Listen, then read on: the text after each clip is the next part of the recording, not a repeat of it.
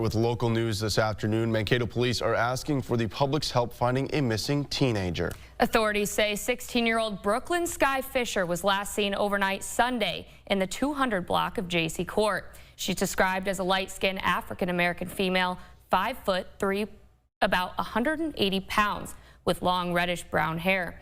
Police don't know what she was wearing, but say she may have a black backpack with a tan pocket. If you've seen her or have any information, call 911.